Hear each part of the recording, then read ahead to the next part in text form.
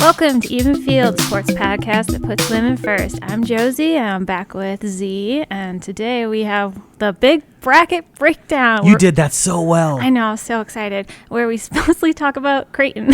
Right, because that's who we're going to talk about, because Creighton is the team that we have that's in the NCAA tournament. Yes. And it was a lot of fun yesterday. I was out at the watch party at Sokol for both teams, but we're here to talk about women because that's what we do on this show.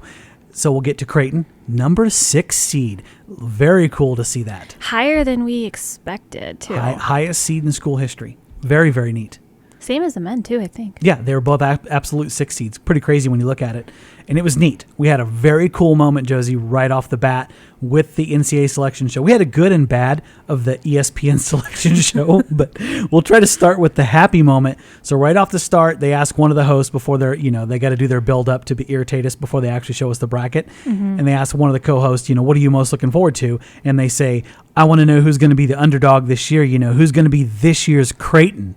And they start showing the highlights of Creighton upsetting Iowa, which was fantastic. Iowa State. And so the whole Sokol goes nuts. It was really neat, and all the kids start clapping, and that was a really cool moment. And afterwards, when we talked to them in the press conference, you could tell that resonated with them to see their program kind of featured on the front of the NCAA bracket show. Here was Emma Rozic.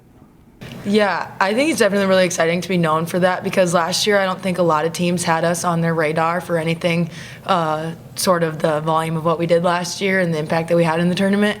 So people definitely know, and I think that reflects with the other lower seeds that are going into the tournament because it's a new season and everyone is capable of doing something special. So I don't know, I just think it's really cool that we set that expectation, and like they said when they were announcing the teams, saying that who's going to be the next Creighton. So yeah, I think that's really cool.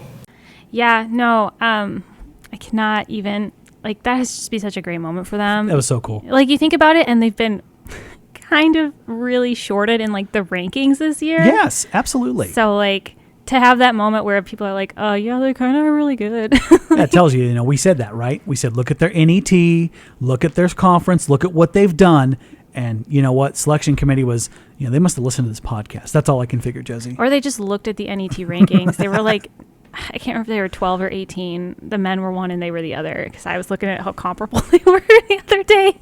And yeah, I just absolutely astounding. They weren't ranked for most of the season. So now that was good ESPN. Good ESPN was the thing.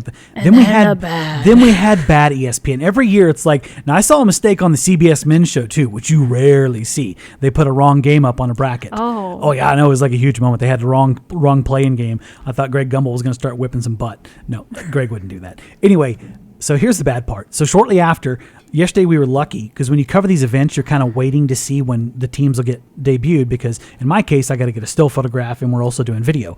Both Creighton teams were revealed in the first brackets yesterday, which was really crazy. But unfortunately, they show the top half of that bracket, of that region, and they do one game at a time like they're supposed to and do the teams and everyone's all cheery. And they go, okay, let's go to the bottom half of the bracket. And somebody back there in the ESPN mothership graphics department hits the button that shows the whole damn bracket for the bottom half. Yeah, that... how'd that affect your photo? It screwed it up really bad because all of a sudden here's 4 games and 8 teams, and because of what Creighton is going to play, which we'll get into here momentarily. Oh yeah, there's just a blank thing, and so the kids look up and they're like, "Oh wait, oh yeah, okay, yay, cheer!" And one kid throws their arms up, ruined the whole thing, ruined it.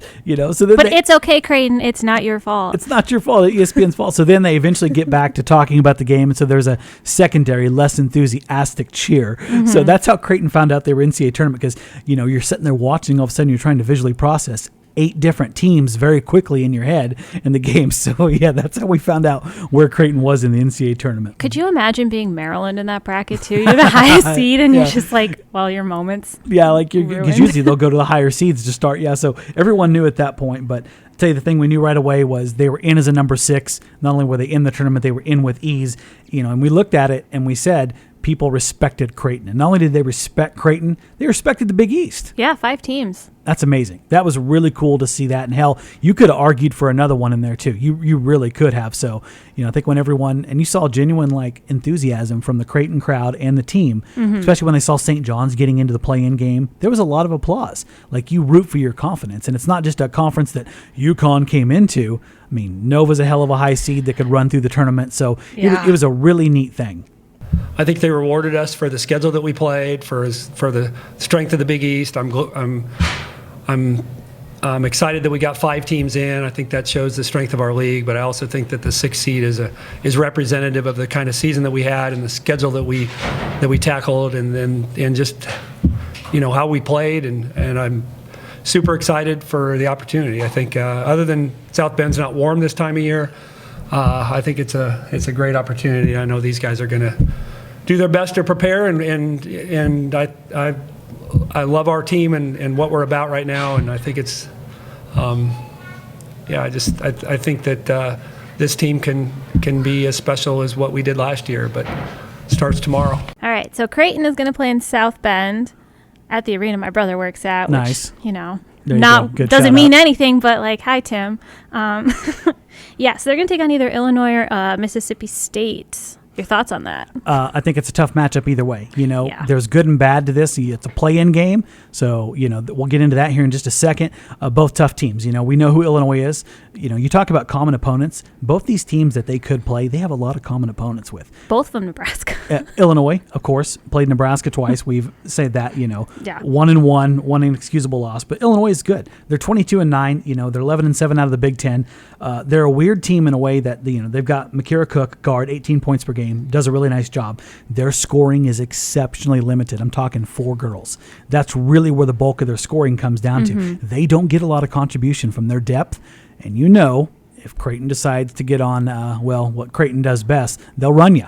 They will put pressure on you and they will run you. So I think that would be key in the Illinois matchup is if you limit 1 or 2 of those 4 main scorers, yeah, you're going to have a chance. But, Illinois is battle-tested. Big Ten's a good women's conference. We know that.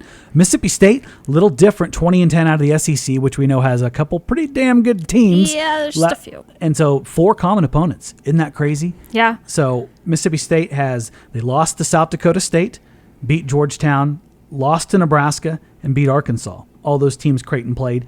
A big concern with Mississippi State, Jessica Carter, 6'5", senior, plays inside the post, 14 points per game, hell of an athlete. Legit problem to deal with. But, she's really their big dog. Like, that's what it is. They're a much more balanced scoring team than Illinois was. But just for the 30 minutes of tape I watched on her this morning, oh, boy, that's a hell of an athlete. Really good player from Mississippi State. And also it's just interesting for Creighton. They got to prepare for 2 teams. There's plenty of film at this, but there's plenty of film of them playing teams playing. And that was fascinating to hear, Coach Jim Flannery talk about that yesterday. There's advantages and disadvantages to not knowing who you're going to be playing the next day, and he spoke about that yesterday. Yeah, I think as a coach, it's it's good and bad, right? Because it's good. Those teams have to play and grind out a win 2 nights or 2 days or 48 hours essentially before they have to turn around and play us, and they're going to be focused on that game. But to your point, it's like we're going to spend the next few days doing more generic stuff about, we'll do some Mississippi State things and we'll do some Illinois things, but we can't really get too far in the weeds with either of them because it's probably not the best method of preparing. But we'll do some of each. So good and bad though, because I think we'll be able to watch them play live, which is great. And if they should beat whoever their first round opponent ends up being, they got to take on Notre Dame or Southern Utah. Probably Notre Dame. Notre Dame is tough.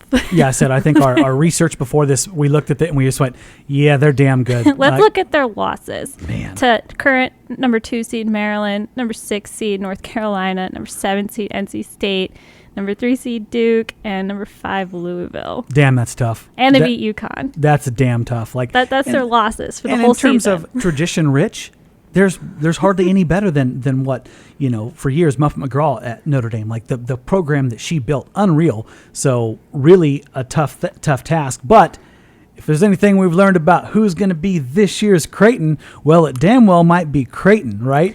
Can you call them an underdog? No, hell no, you can't. Not after last year, you sure as hell. No, you can't. I guarantee you there's nobody game planning for Creighton going, these guys, these cats aren't very good here.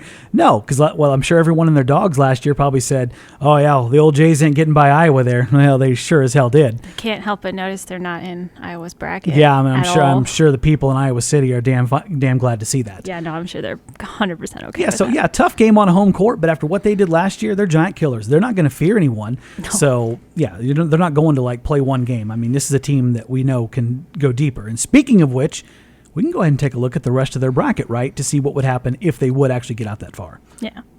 So they will, let's say they get past Notre Dame. They're looking at what, maybe Maryland? Most likely Maryland. You're looking at that pod of Maryland, Holy Cross, Arizona, and West Virginia. We've seen Maryland. Maryland's a hell of a basketball team. Yeah, that'll be hard. Yeah, really good team. But, hey, after the gauntlet they ran last year, I don't think that fears them. And, that's most likely who you're going to run into. And then should you get all the way out. You have history repeating itself. The number one seed in that bracket, yes, the consensus number one pound-for-pound champion. Who I am assuming will be the national champion. Yeah, South Carolina Sorry, Gamecocks. And that's in Greenville again, so that's a glorified home game. And, God, we'd love to see it, though. Wouldn't you love to see what Creighton has learned from that experience last year to this year? I would love to see the press conferences in particular. Oh, man, it'd be so much fun to cover that. So much fun. But that's what they'd be looking at, And if you get through that, well, there you go. You are as mean as it gets if you get through that bracket. So, but the cool thing is just the growth of this team from one year to the next is unreal. And with those expectations, people expect more, right? Hence the word. Lauren Jensen really spoke about that yesterday. Here's what she said. Last year, we pretty much knew we were going to be in. I mean, not as comfortably as this year. We were 10 seed last year, 6 seed this year, and so it's a little bit different. I feel like there's more of an expectation, this year, but it's definitely still exciting.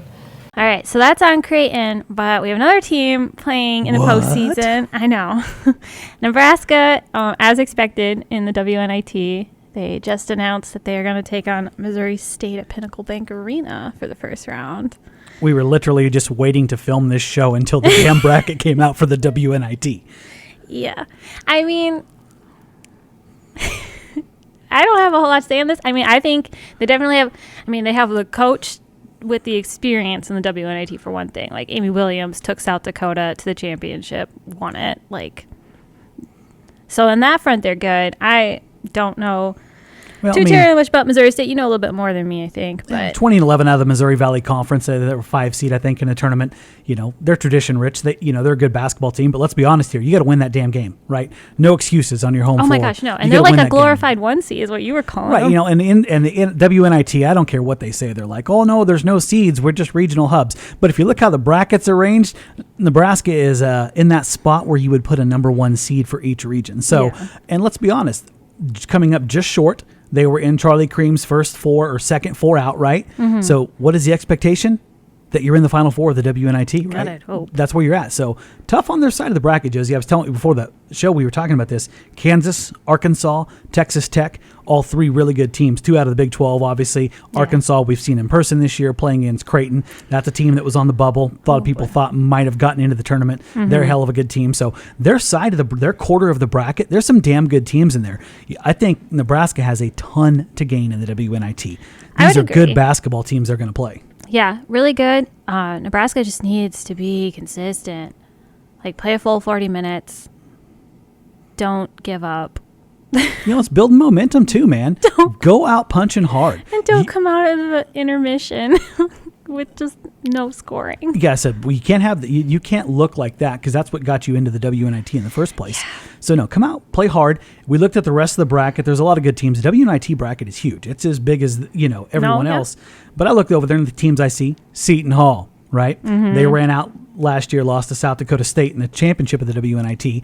And then Oregon, that was a bubble team a lot of people thought was going to be into the NCAA tournament. They're a damn good-looking team too. So, hey, I think there's a ton to gain for Nebraska, a lot of positives you can take from falling short, and I think a lot of it, too, is your demeanor. I think I want to see how this team responds. You didn't get in the NCAA tournament. That's your own fault. We've discussed that on previous episodes. If you haven't listened to that, then shame on you. But you get my point. Big chance for Nebraska to, really close on a positive note, maybe build some momentum. You never know who's in the transfer portal, might be looking for a new program, watching you on TV. I know I'm really stretching here, but you get my point. I think there's a lot to be gained. And here's the deal. Nebraska fans are ungodly loyal. They're going to pack that damn place. Oh, it's going to be filled. Right. So if anything, you do it for your fans who sit out there and, support you regardless. So I think there's a lot to gain. So we get 2 teams to cover in the postseason. We're jazzed about Creighton. But, it's also nice to see Nebraska because those will be home games for the most part until they run into a higher seed. So if you're a Husker fan, you get a chance to see 3 or 4 basketball games at home, which is cool. Yeah. You think they can win it? That's the question we put down here. And I think the expectation is you want them to win it. I want them to get far at the very least. I don't care what the crap says on the press release about these aren't number 1 seeds. Yes, they are. They're a number 1 seed. They were a first 4/second 4 out of the NCAA tournament. There's a reason it's at PBA. Exactly. So the expectation is, you want to see them there with the final 4 teams in the WNIT win the whole damn thing. Because if you go through some of these teams I've mentioned, that's a ton of momentum. That's a ton of positives you can do there. So, I think Nebraska can win the whole damn thing. So I'll definitely jinx that, and they'll lose to Missouri State on Wednesday night. Hopefully not. We're not putting that energy into the universe. Nebraska, you can win that. You just got to play a little consistent. Pretend the Big Ten tournament didn't happen. Right, for sure. But yeah, other than that, don't forget to check out all our other podcasts on omaha.com and everywhere. Busy week, yeah. Yeah, we got Pick 6 doing Nebraska athletics in general and Half Court Press. I'm figuring they might have a few things to talk about this week. The Pick 6? Both Pick 6 and Half Court. I was going to say Half Court's going to have quite a bit. Yeah, because the Creighton man will obviously be in Denver, so Joel and the crew will have a lot to talk about there, and we're going to have full coverage for them, right? All week for all these teams. Yeah, it should be pretty great. But thank you for listening to Even Field. You can find us wherever podcasts are available. Thanks for listening. I'm Josie. I'm Z. Thank you. Bye.